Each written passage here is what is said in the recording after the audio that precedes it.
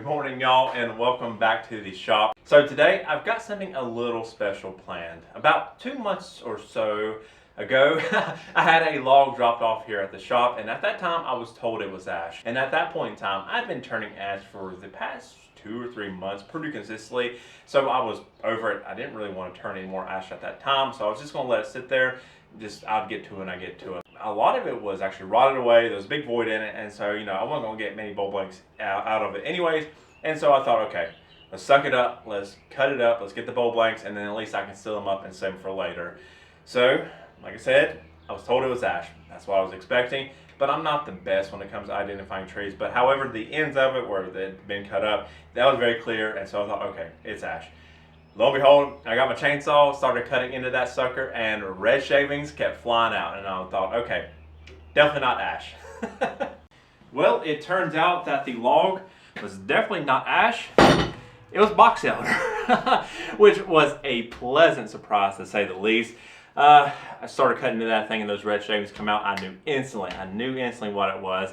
And why it's such a big deal is I've been turning for about 10 or so years now, which is kind of crazy to think about, and I've only ever turned box elder one other time.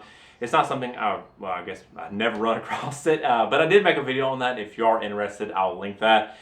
So yeah, that's why this is a pretty big deal for me, and I was lucky enough to get this pretty big bulb blank from it, and I was able to get another 2 or 3 out of it, a lot smaller than this one, but since it was such a special opportunity for me, I wanted to make sure I got one nice big bowl. On a side note, I don't have any footage of me or milling up this bulb blank. If you want to see me mill up a bulb blank or how I do it, practically like every other video that I have has the process in it. But anyways, guys, let's get this thing turned. So I'm not sure if I've ever talked about this in the past. One way that I like to mount natural edge bulb blanks, like larger bulb blanks like this, is using this old thread adapter that I have. Now I guess theoretically use it as a giant wormwood screw. So instead of using a traditional method like a 4-prong drive center or a faceplate or anything like that, with this one, as you saw, I just need a Forstner bit to clear out the area, and then this is a 1-inch thread, so I just use a 15/16 drill. Spade bit, I think that's what they're called. You think after 10 years of turning stuff, I know this stuff. But anyways, use it to drill the hole, and that's pretty much it. You got to use a tailstock, but I just found that this is it's a good balance between safe turning and quick turning. So yeah, just something to think about.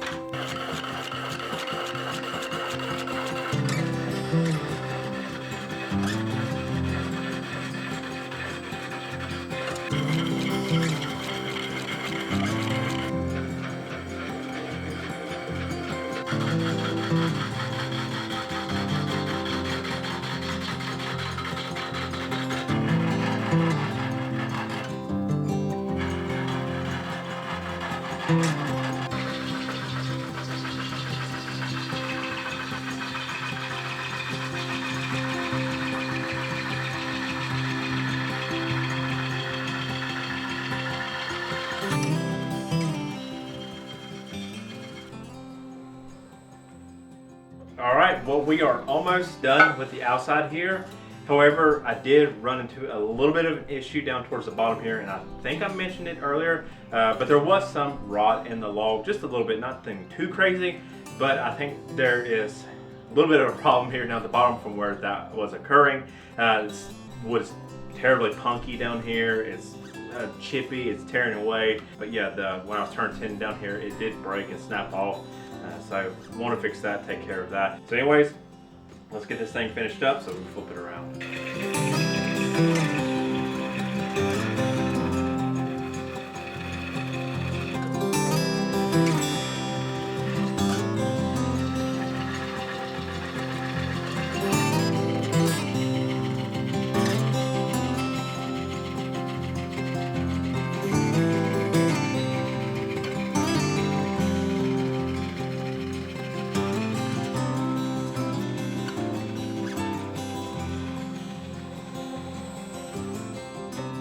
All right, well, the outside is shaped up and done.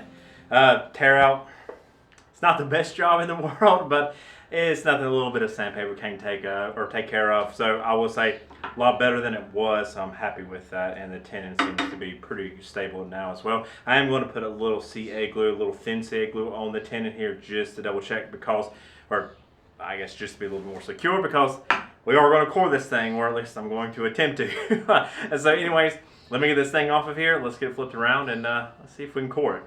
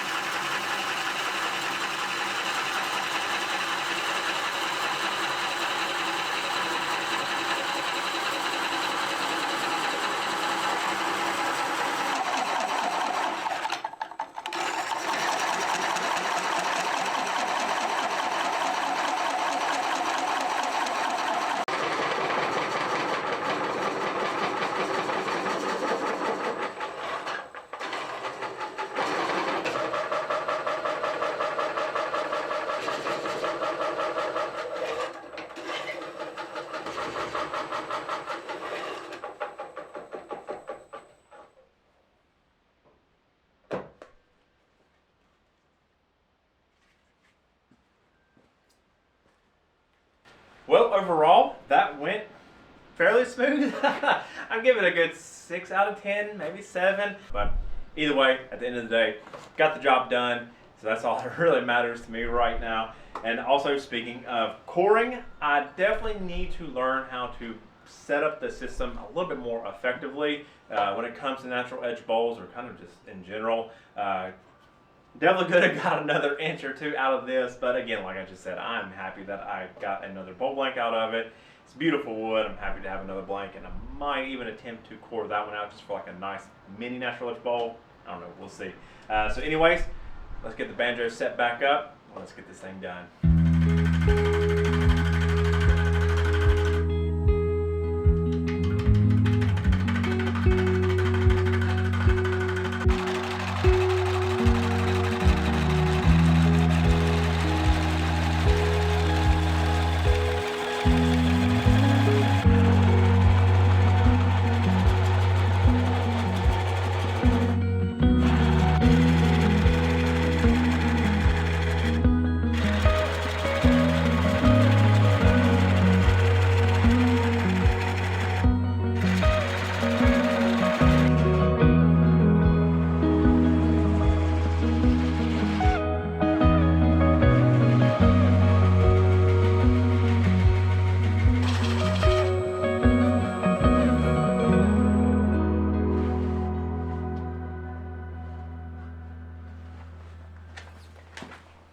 Well, y'all, I don't know if I could have asked for a smoother process than how that went. I'm thrilled with this piece here. That the hollowing went smooth. I love the way it looks. I'm genuinely really proud of this piece here. I'm safe to say I think this is at least one of my top 10, maybe top 5 bowls I've ever turned. I do think it's up there top 3 for what I've turned for YouTube. I love the shape. The wood is absolutely beautiful. Just everything about this I'm really, really, really proud of. So I'm glad I filmed it. But yeah, so anyways, all that's left now to do is to get this thing drying. It should take about 4 or so weeks if I had to guess. If you can't tell, I did the walls pretty thin on this one with the wood and how it looks. I definitely wanted this to be more of a standout kind of display piece. So I wanted to go with the thinner walls there. Not so much of a utilitarian piece, which I guess ultimately, if you wanted to use it as a fruit or salad bowl, you probably could get away with it. The bark did fall off, so that makes it less fragile as far as that's concerned. I kind of figured it would, but I don't. I still love it. I think it looks awesome. So yeah. Anyways, I'm gonna get this thing off of here, get it aside, get it drying, and I guess I'll see y'all in about 4 weeks.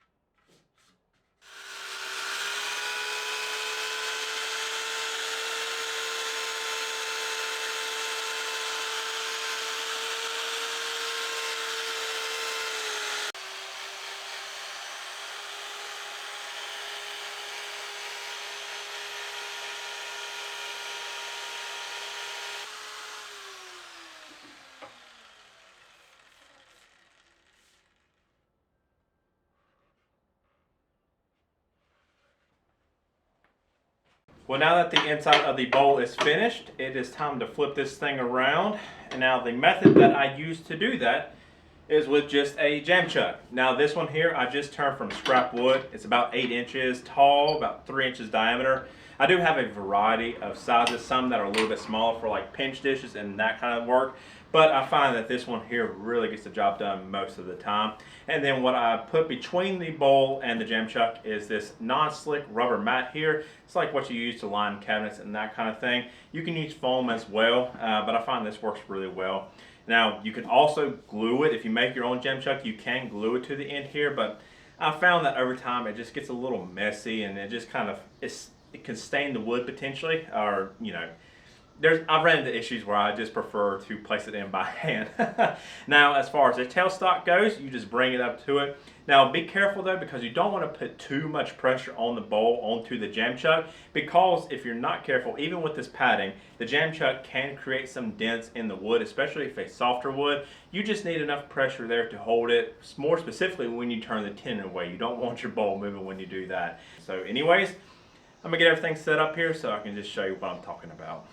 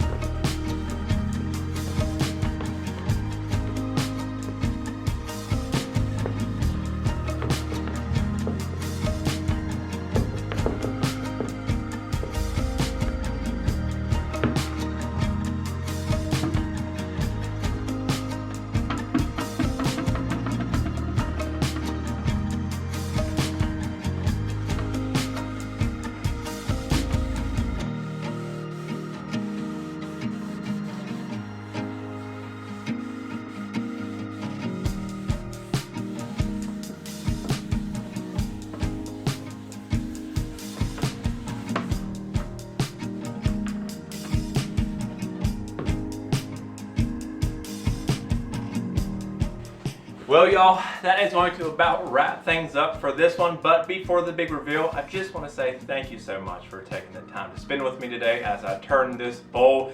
Genuinely believe it is one of my top 5, potentially top 3 bowls I've ever turned. I really am that proud of it. But I'll be curious to see what y'all think about it as well, so let me know. And then as always, if you enjoyed this video, please be sure to hit that like button. And if you'd like to take it a step further, you can always subscribe to the channel as well. And there's something a little different this time around. At the time this video is posted, the bowl will be available for purchase on my website, which I'll link down in the description below. So you can check it out if you'd like to. But anyways, folks, thank y'all again. I really do appreciate it, and I'll see y'all next time.